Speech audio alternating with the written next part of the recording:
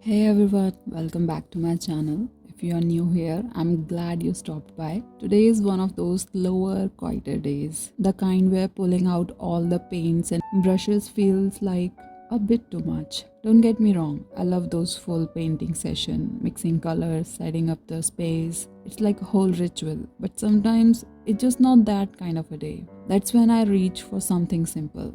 This, a multicolor ballpoint pen. You have probably seen one of these in the school pencil case or tossed in the drawer somewhere. Nothing fancy, but it's perfect for the day like this.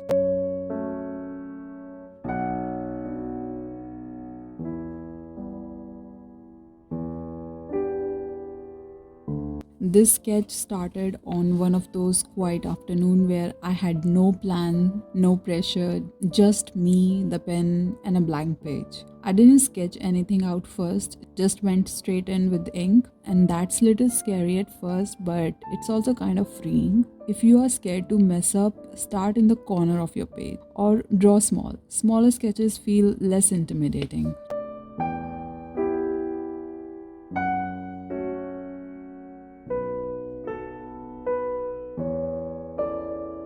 I started with a cat because I love drawing animals. I even made an entire animal series with this ballpoint pen, and you can watch it in my shorts video.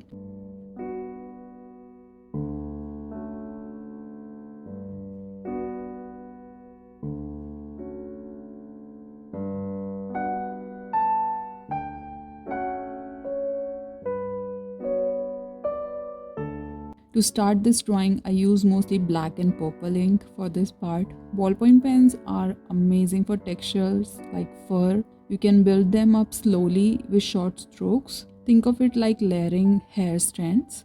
Keep your hand light. Ballpoint pen react to pressure, so a soft touch gives you soft shading. You can always darken it later, but it's really hard to lighten it once it's down.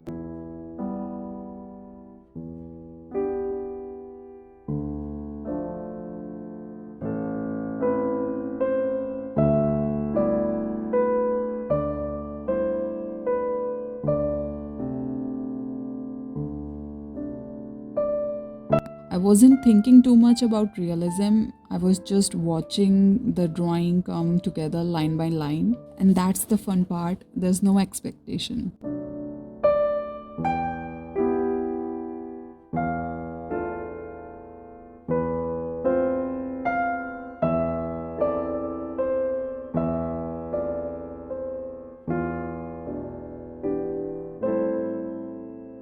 Next, I move on to the rooster. I found this cool reference on Pinterest.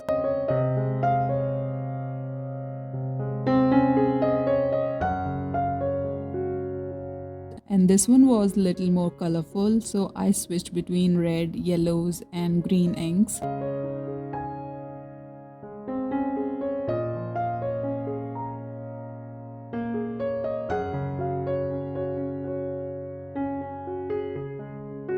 The cool thing about multicolor pens is you get limited colors, which actually helps you simplify. Instead of getting lost in endless shades, you make what you have got work. Use the pen's limitation as the strength. Let the weird color combos happen. Sometimes those incidents are the most interesting parts.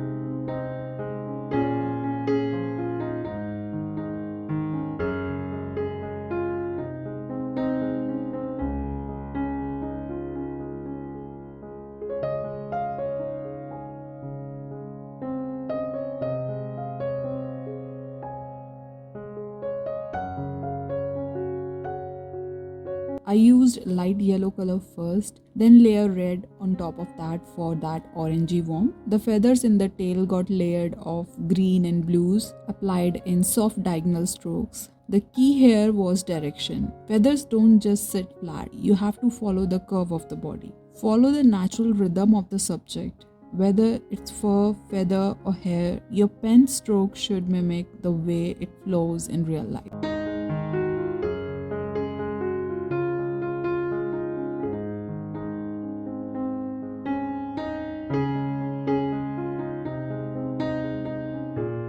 And then, right in the middle of filming, my camera died.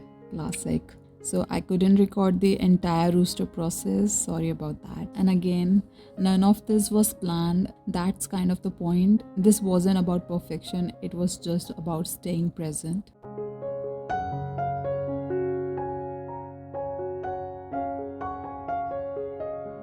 This yellow bird was last character I drew, and I really like the composition of the image. It fits perfectly in the space. I leaned into yellow and reds for this one.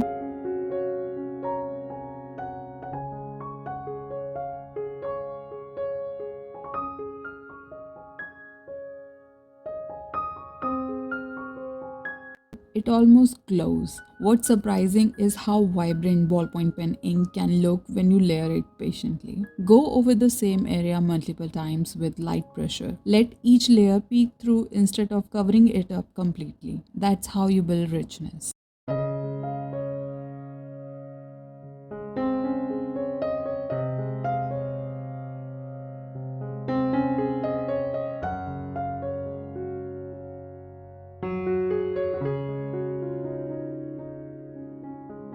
By this point, I was completely zoned in, just letting the line guide me. This is one of the reasons I love using ballpoint pen. There is no pressure, no cleanup, no high expectation. It's just line after line. You can draw while lying on the couch, while having tea, even while watching something in the background. Keeping a sketchbook and a pen nearby all the times. You don't need an inspiration to draw, you just need accessibility. And sometimes having fewer options actually makes you more creative. On days when you don't feel like being productive, this kind of a sketching feels like a reset. There's no performance in it, no pressure to post it. It's just art for the sake of art. And that's so important. Make art when you feel low energy, but don't force it. Let it be gentle, no expectation, just a creative stretch like yoga for your hands. This sketch didn't take expensive tools or hours of prep, just a single pen and a sketchbook, and maybe a little curiosity.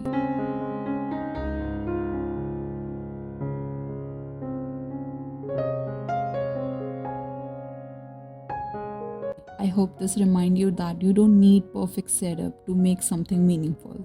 If this inspire you to draw even a little, I love to hear what you're working on in the comment section. Or if you have got a favorite lazy day art supply, let's talk about it. And if you want more videos like this, don't forget to subscribe. I've got a lot of more sketchbook stories to share. Until next time, happy sketching.